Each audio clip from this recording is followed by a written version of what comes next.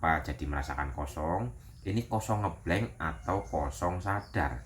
Bapak Ibu sendiri yang bisa merasakan. Kosong sadar, rasa semakin damai. Jadi seolah-olah kosong tapi rasanya tenang damai. Tapi kalau kosong yang ngeblank, Bapak Ibu itu merasakan kosong tapi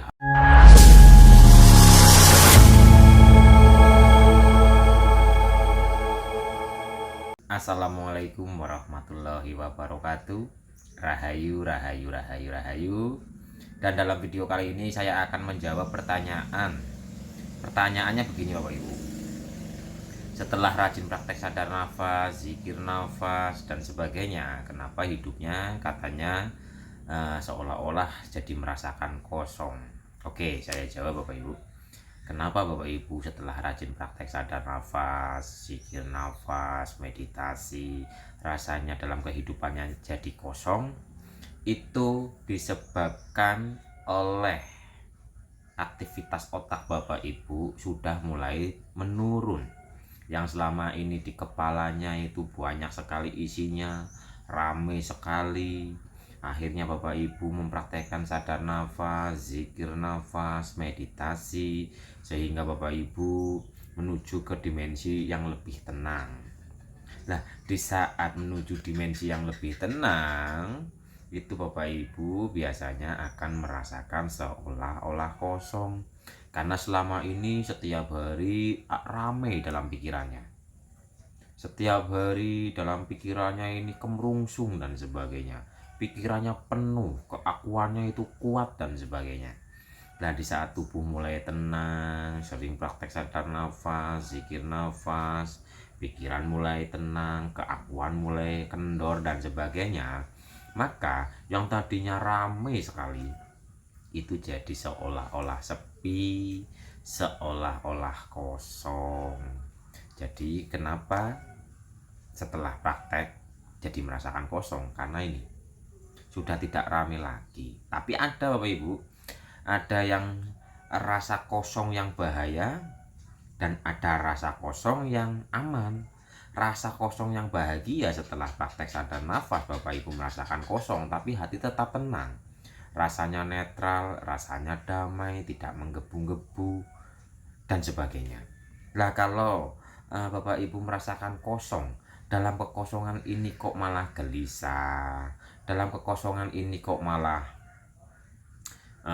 bingung dan sebagainya yang mengganggu rasa. Lah, ini yang harus diperhatikan. Kenapa bisa seperti itu? Karena di saat Bapak Ibu sadar nafas, zikir nafas, Bapak Ibu itu menggunakan pemokusan yang sangat tegang. Ibaratnya sangat terlalu fokus. Ketika Bapak Ibu menggunakan pemokusan, pikiran ini difokuskan kepada satu titik dan itu sangat melekat kepada titik itu. Pikiran mengejar rasa. Pikiran nggak bisa sampai menembus rasa. Akhirnya apa? Ngeblank. Jadi ada yang kosong sadar, ada yang kosong ngeblank.